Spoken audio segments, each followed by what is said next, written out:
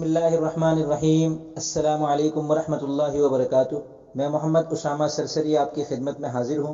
Surf नहू आसान course सबक number 26 है। इस सबक में हम इंशाअल्लाह मरफ़ूआत को तफसील से समझेंगे। देखें, हमने इसमें मुतमक्किन और गैर मुतमक्किन पढ़ लिए और ये भी समझ लिया कि इसमें गैर मुतमक्किन की हर हालत यानी हालत रफ़ई, नस्बी और जर्री एक जैसी होती है, वो मबनी होता है। और इसमें मुतमक्किन में 16 किस्में हैं, उनमें से हर एक की हालत रफ़ई, नस्बी और जर्री कैसे आती है ये हम तफसील से समझ चुके हैं। अब बस हमको ये समझने की ज़रूरत है कि वो हालत रफ़ई होती कब है, हालत नस्बी होती कब है और हालत जर्री होती कब है। तो हालत रफ़ई 8 सूरतों में होती है। तो इस वजह से हम कहते हैं कि मरफ़ूआत की कुल 8 किस्में हैं।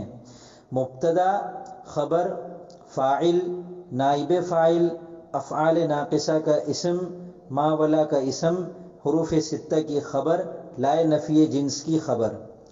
अब ये 8 किस्में याद रखने का आसान तरीक़ा ये है कि आप बाकायदा लफ्ज़ ब लफ्ज़ ये याद कर लें जुमला कि मरफ़ूआत की 8 किस्में हैं, 4 आसान 4 मुश्किल। जो 4 आसान हैं वो हैं मुब्तदा, ख़बर, फ़ाइल, नाइब फ़ाइल।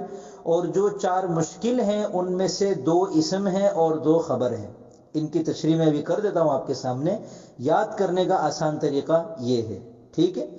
अब इन 8 को समझने के लिए हमें जुमला समझना होगा। जुमले की अव्वलन 2 किस्में हैं, ख़बरिया और इंशाइया। यानी हम जब एक बात को मुकम्मल कर लेते हैं तो वो जुमला होता है। फिर अगर वो बात जो मुकम्मल हमने की है, अगर हमने कुछ बताया है तो वो जुमला ख़बरिया है, यानी हमने ख़बर दी है। और अगर हमने कुछ बताया नहीं है बल्कि हमने किसी काम का हुक्म दिया है, किसी काम के करने से रोका है, कुछ पूछा है, किसी काम की तमन्ना की है, किसी काम के बारे में अपने शक का इजहार किया है, किसी बात पे कसम खाई है, या किसी चीज़ पर हैरत का इजहार किया है, या किसी काम पे उभारा है, तो ये जो किस्में होती हैं, ये चूँकि हम इसमें कोई ख़बर नहीं दे रहे होते तो इस वजह से ये जुमला ख़बरिया नहीं होती, इनको हम जुमला इंशाइया कहते हैं, ठीक है। हमारी इन 8 मरफ़ूआत को समझने का ताल्लुक़ जुमला ख़बरिया के साथ है। जुमला ख़बरिया वो जुमला जिसमें हम किसी काम की ख़बर दे रहे होते हैं। अब वो देखिए, जब हम किसी काम की ख़बर देते हैं ना तो हम 2 चीज़ें लाजमी हम कहते हैं। एक वो जिसके बारे में ख़बर दे रहे हैं और एक ख़बर। मसलन मैं कहूँ कि ज़ैद खड़ा है, तो अब देखिए ज़ैद एक चीज़ है और खड़ा दूसरी चीज़ है।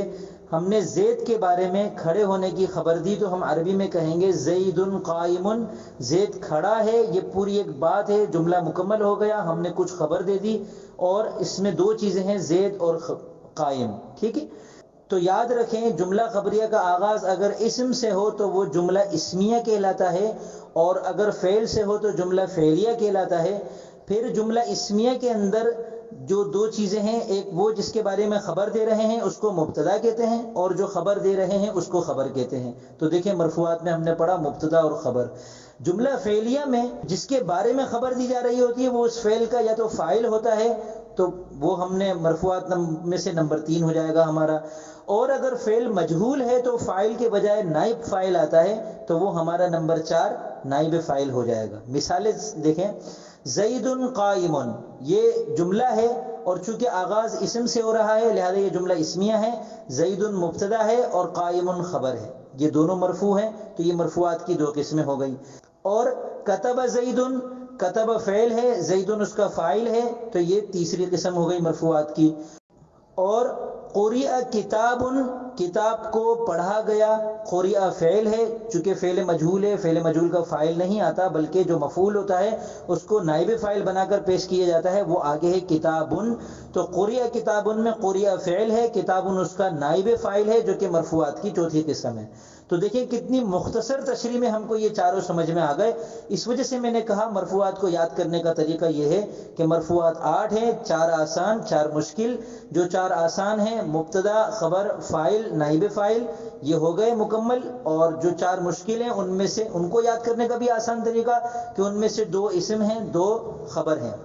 अब ये समझें कि नंबर 5 में अफ़आल नाक़िसा का जो इसम है, तो ये अफ़आल नाक़िसा क्या है, और ये नंबर 6 में मा और ला क्या है, और नंबर 7 में हुरूफ़ सित्ता क्या है, और नंबर 8 में ला नफ़ी क्या है, ठीक है।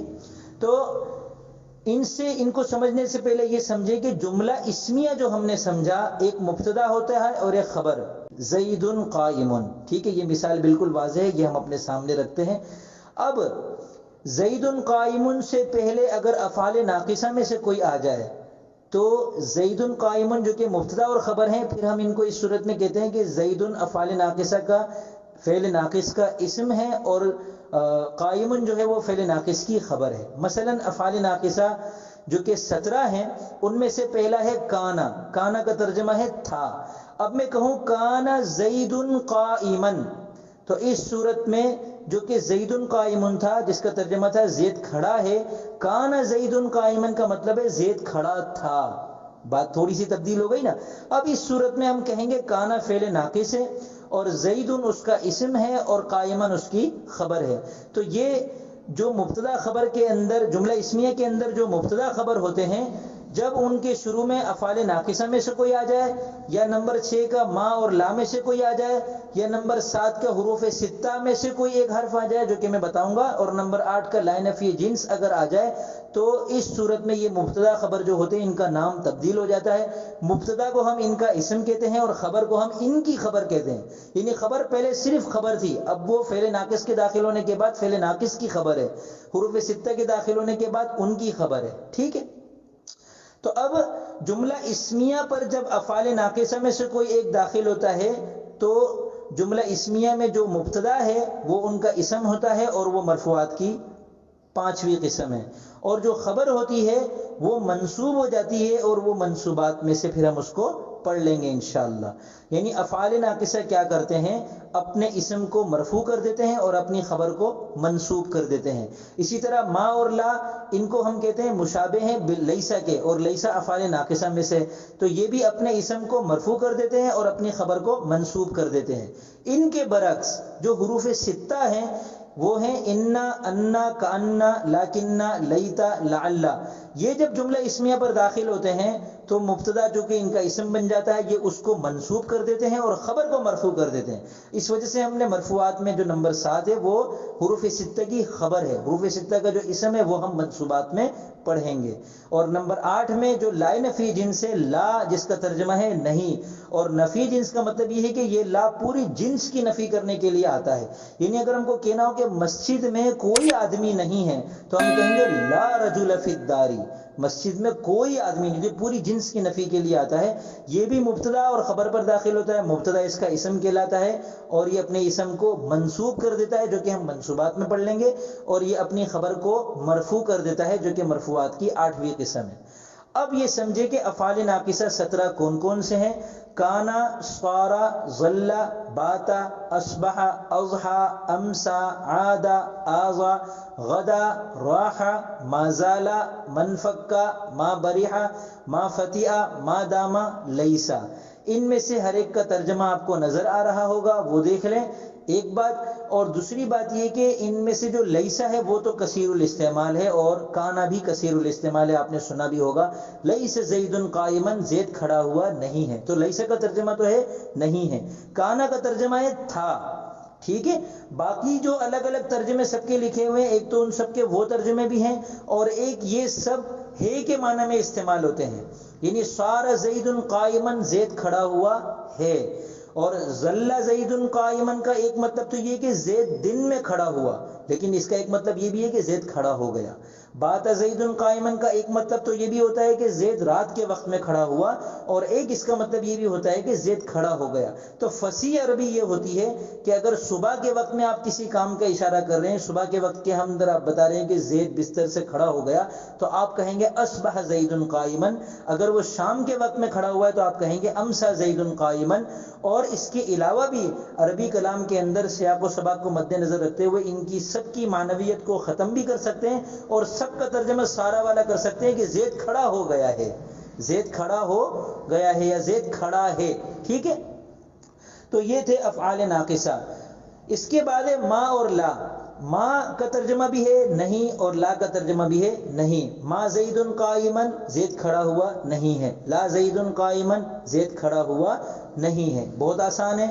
اس کے بعد ہے حروف 6، اور وہ ہیں انا، اس کا ترجمہ ہے بے شک، مطلب ان زیدن قائم، زید بے شک زید کھڑا ہے، ان زیدن قائمن یہ جملے کے بیچ میں آتا ہے، اور ان کا ترجمہ ہوتا ہے کہ، یعنی میں آپ کو کہوں اعلم جان لو، ان زیدن قائمن کہ زید کھڑا ہے، تو یہ ان کا جیسے ہم کے کو بیچ میں لگاتے ہیں اسی طرح عربی میں اس کے لیے ان آتا ہے، ٹھیک ہے۔